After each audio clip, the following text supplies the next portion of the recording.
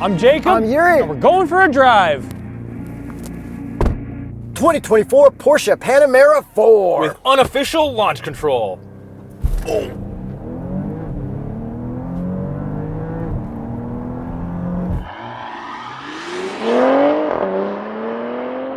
It rips for unofficial launch control. Horsepower and torque. 348 horsepower, 369 pound-feet of torque from a twin-turbo 2.9-liter V6.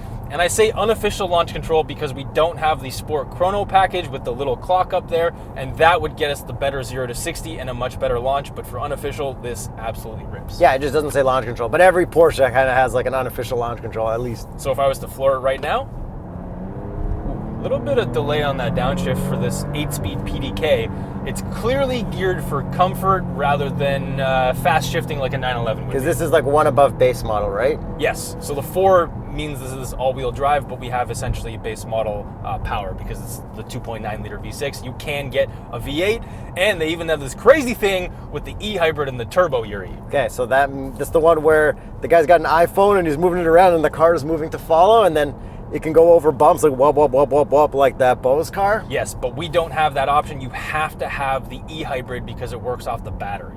But that whole like moving it from the phone thing is not a thing normal people will be able to do. That's just like a Porsche presentation. Yes. But it should be able to do the blah, blah, blah, blah, blah and level itself, right? It's just showing off its capabilities Yeah. because they don't want customers to break the suspension. But going over the bumps, like Yeah, normal like- people can do that. Yes, so it'll basically like pull up the wheel and Yeah. there's like no motion in the car, and apparently under braking and under acceleration, it almost feels like you're like sliding in for home plate because it'll actually like adjust pull you the back? yeah. Oh, So it does cool. like a lot of crazy. Like it would probably feel like a jet ski, probably. We're guessing because we don't have that option because you have to have the e-hybrid for Okay, all that. back to what we're actually driving. Yes, yes. They updated the looks. This is, I think, the 3rd gen G3 or something. The front end to me looks like a Nissan GTR and R35 a little bit. Because of the new nostril above Yeah. the plate. Yeah, okay, I can see that. And then we have LED fog lights, which actually look really good. That's just like a straight slit, and it kind of reminds me these big blocky like GT2 RS kind of vents. Yeah, and then we got new headlights that look kind of like their one of their electric race cars, I think, or Like prototype concept? cars. Yeah, something like that. Yeah. It's cool. It's like the 4 dots, but little lines. Yes, yes. But you can't just run with like daytime running lights. I feel like we tried to do that, and then the parking lights, they just turn back on to it low forces you beams. back to auto. Yeah. Yeah. So then from the side, it still looks like a normal Panamera, pretty unchanged in my opinion. I can't really tell. You'd almost have to have them like side by side to be able to really tell. Okay, the wheels. Awesome wheels, really good Porsche wheels, probably like the nicest Porsche wheels for this type of car. Porsche does always have really good wheel options. And then what would be the Continental recommended tire for a Porsche Panamera? The Sport Contact 6. And then are there any promotions going on right now, Jacob? Absolutely there are. Click the link in the top comment below to see what the current promotion for this month is, because everybody should be getting their summer tires on right now. So there's a promotion for summer tires, and I have my Extreme Contact Sport O2s on. I got my summers on too. Click the link, guys. Stop, pause, click the link. So then moving on to the back end, it is still a hatchback. Yep. I did go pick something up off Marketplace, and I told the guy I'm downstairs with a hatchback. I did lowball him, and yeah, it is a hatchback technically. And it is also kind of almost a base model, so Yeah, you know, I wonder if he thought like 90s Civic hatchback. he probably did. Yeah. Yeah, definitely not this. Okay, it does look pretty normal Panamera back there. It doesn't seem too changed. Yeah, I'm sure it is, like taillights and stuff Yeah. like that, but It doesn't look like it. no. And then we got double dual exhaust tips. What does it sound like? From the outside. And then I want to give an RIP to the Sport Turismo. Oh, the wagon's done. The wagon is done. So you can, if you still want a wagon, you go to tsb.truecar.com, find a wagon there. Used cars do exist. Yes, but Or- unfortunately, Yeah, man, that was a cool one, eh? Yeah, We you got, guys- which ones did we drive? We drove the orange one. a green one. Did we drive a gray one? Or Possibly. maybe two. Yeah, one gray one, I think. We're showing you all of them on screen right now. Yeah, Our recollection isn't the best. Those are sweet. I just remember that Mamba green though. Like that was the one that stuck in my head because I Or- think that was a GTS. Orange stuck in my head because that was the turbo. Oh yeah, the Hybrid. Oh, in the winter. Yeah. Oh man. Oh man.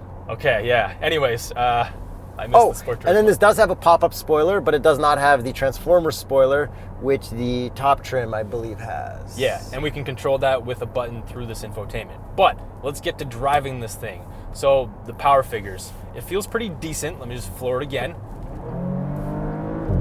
Shifted better that time. You can feel the torque start to pull. It's, you know, the amount of power that you feel like you're getting to the point that you're not quite getting ripped off. It's like, okay, for base, I get it. It's not like hold on to your seats kind of fast. It's like appropriate. It's like the minimum amount of speed they can give you. Yeah. And I think that how hard the launch hits off the fake launch control doesn't translate to when you keep going, but that'll get people excited because it throws you back in your seat right at the start. Yeah, and this PDK, depending on kind of what it feels like, is actually shifting relatively quick if you have it in sport mode, which I am driving in right now. But back to this adaptive air suspension, it is really comfortable if you leave it in normal. In Sport Plus, on these roads out here, which are actually relatively smooth roads, you can kind of start to feel almost everything. So it is definitely Sport Plus. Like, they're giving you the variability, and because we have this new 2-chamber air suspension, that's the primary thing that they wanted to get out of that, is the variability from normal to Sport Plus. I feel like you need to get the crazy suspension if you get a Panamera. I mean, to flex, like, that would be pretty cool. Yeah. You're just buying a car for the suspension. But if you did get this, like, you drive this in normal on the road, you'll enjoy it. Yeah, but it's on the firmer side. It's not like comfort. Yeah. The only thing that I'm noticing that I don't quite enjoy right now is there is some, like, road noise and wind noise through here, which I didn't quite expect. It's definitely not like luxury quiet. It's like slightly below where I would expect it to be, especially considering all the nice materials and everything that I'm looking at. I would expect this to be a little bit quieter. And this is a smooth road. Yes. And for drive modes, since this is near a base model, we only have 2, normal and sport, which honestly is kind of refreshing because, you know, you get into a GT3 RS, you're like, there's 62 dials on it, you're like, all right. I don't know. I still like that. I think it should be mandatory for Porsche to have snow, normal, sport, and sport plus. Fair. And a button in the middle for... That's not, no. And since this is a Porsche, steering feels great. Like, it turns exactly how much you expect it to turn and all that. We're not doing too much handling out here today. The roads aren't quite up to snuff for that kind of thing, but steering feels great and, like, nothing weird about it. Which is, again, for a 2024 vehicle, very good. Yeah, nothing weird is good. No. The only thing that is weird, well, there are a couple things. The brake pedal, I don't quite enjoy. It almost bites too much to the point that I don't expect it to, and then it's not really progressive. And then the other thing is I'm looking at these vents, which are controlled through the infotainment. So if you leave it in auto, just let the car do its thing, I would just do that. To get to that, you got to click this climate button on this piano black sheet of capacitive buttons, and then you can aim them up and around. Yeah, and we'll talk all about that infotainment as soon as you're in the driver's seat, which is very soon, because I just want to talk about this driver's seat because it is really, really comfortable. Porsche driving position, I'm very low in the seat, looking just over the steering wheel, which I love. And then we do have memory seats on the driver's side as well as the passenger side, which is pretty awesome. Did you say you're looking just over the steering wheel? Yeah, just over the steering wheel. Isn't that like every car? No, because sometimes you're not you're over the steering wheel. Do you like that there's no hood over the gauge cluster? Yeah, I mean, I'm getting zero glare right now and full sun. And we do have that fully digital gauge cluster, which, you know, Porsche always tried to do that analog tack, but they finally caved and we have a digital one, but it is really quick. Obviously I'm gonna have to say, as a car enthusiast and an automotive journalist, I do miss the analog clock. I mean, the clock, the tack, and the clock. It's the speed clock. That's right. All right, Yuri, let's get into you. Let's get into you. Just shut your... Stop talking. Cut the video. Stop. Just quit, bro. Let's get you into the driver's seat. Traction off, sport mode. I'm just going to floor it. I'm not going to brace. Oh, wow.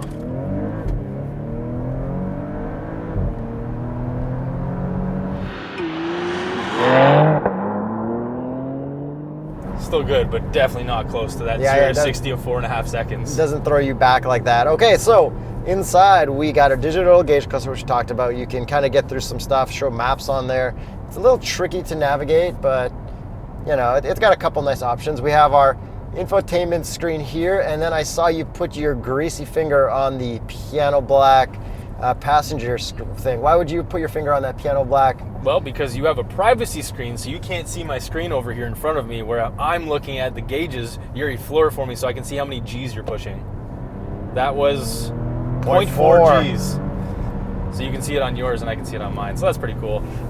So we can actually even play videos on here.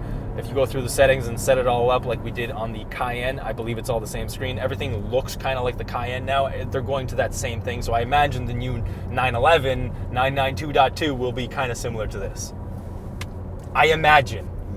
We don't know yet. Keep dreaming, bud. And then if we look at our infotainment here, we've got buttons on the left to get to all your menu stuff that like you need. They'll always be up. We have CarPlay, which is cool, wired as well. And it's very easy to use. Nice big buttons, not small, tiny stuff anymore. Parking, I want my 360 camera to show. I set this parking thing from the main menu on the left. That just gets me to my parking options. What I need to click is this parking button right here, and then I need to click this button here to get the 360 camera to show. And I don't know how to make the camera show in only one button. Maybe there's a way. But I couldn't figure it out. Okay. So you can also set up your 360 camera to work with this button here on the steering wheel. But the 360 camera, for some reason, does feel better than previous Taycan and Panamera and Porsche stuff. You know how it was like super warpy? Yeah. Feels less warpy now, so that's nice. And the resolution's really good as well. Yeah, it's pretty good. It's not like the best, but it's pretty good. And then also with this infotainment, we can click this car button down here, do our spoiler extension thing. I'm not sure if you mentioned that. I did. We can go to our advanced, and then we have all our assists. We got adaptive cruise and all that stuff. I used it on the highway and it worked pretty well. You can set it to auto to go to the speed limit, but it did read a 60-kilometer-an-hour sign on the 407 and then dropped me from like 100 down to 60. So I was like, all right, you're cut. I'm turning speed limit detection off. And in comfort, we also have rear roller blinds because this is an executive sedan. Yeah, like executive hatch, whatever you want to call it. It's a 3-seater back there. Yeah, it's like a cheater 3-seater for temporary sitting. Spread your legs out and get around it. 3 seatbelts. Yeah, so I actually do fit back there at 6'1.5", which is shocking. But hey, again, was the sun getting in your eyes? Check this out. Oh, look at that. Peasant blockers. Executive. That's right. So it's really nice to have features like that to be expected in a vehicle like this. Okay, have you noticed the shifter in a weird spot? Yeah, well, this is the new Porsche thing, right? Like the Cayenne, the Taycan, everything's going to this. And one other thing that I noticed is that we no longer have a fake key to turn. It's just push to start, which I'm a little bit, a little sad. Yeah, sad like to see that go. Yeah. But materials in here, do you like this goldy copper stuff? I love it, Yuri. As soon as I saw it on the steering wheel and outlining all the little things there, and then over here on the door panels, it's actually very, very nice. All these materials are cool. This pattern is cool. I think that's just plastic, but yes, but it would be kind of difficult to clean. But at this price point, you're not cleaning your own know car. what my favorite thing is? What? Smoking cigarettes with my ashtray. Yeah, we got an option ashtray. Just kidding. I don't smoke cigarettes. There's a part number on here. It's made in Portugal. And I'm getting blinded by this gloss black right here. It's actually pretty crazy. It almost looks like a mirror. When I was driving that way, I had to put my hand like this to see the temperature stuff. So holy crap. Yeah, well, you are getting... No, I am legitimately... I can see it. That's a... Turn. You know what? Here, use the visor for me. There. You want to check the visors? 3, 2, 1. We're going to have to wait for the 4th generation of Panamera. Hey, double sunroof. Yeah. That's pretty cool. It is nice. All right, now let me put it back into normal, turn my traction back on and come to a full stop and let the auto stop engage, and you'll see it like rolls a bit with everything off. Oh, because it's got a little bit of, a little bit of hybriding sort of going on? Yeah, but I don't think this is hybrid. No. Okay. Now I'm gonna get back on it.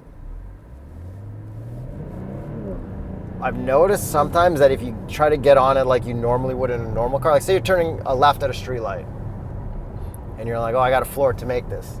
It's got a little bit of transmission input lag to the point where you're like, I'm not sure if I'm going to make it. Right, okay. So it's something to do with like the PDK and the start-stop, like kind of adding a little bit of a delay to it. Even when there's no start-stop on, when you disable that, I still feel it a bit like it feels like very X1 and certain Mini Cooper to me. Okay. And then to go along with all this stuff that was kind of blinding you, if we slide this up, we got a wireless charging tray, our USB-C for our CarPlay, and pretty decent-sized cup holders that look like they'll fit a small cup fine, and an armrest with a whole bunch of little room for it stuff. For stuff, yes. And then we've got a glove box down here, which is quite fancy. just because the material on the materials are nice. Yeah. Like touching all this stuff is really nice, and the fact that it's white, like this is a good spec. I love white interiors. What about this blue paint on the outside? We didn't even mention that. Do you like this gentian blue? I don't like blue paint. Yeah, I know you don't, but this particular one. I don't. There's literally like 3 blues that I like, and this is not one of them. Yeah, I like bright blues. And then I think we have a whole bunch of like climate stuff back here too for the executives in the back seat. Yes, it's all digital back there, which is really nice, and then we have USB-C as well.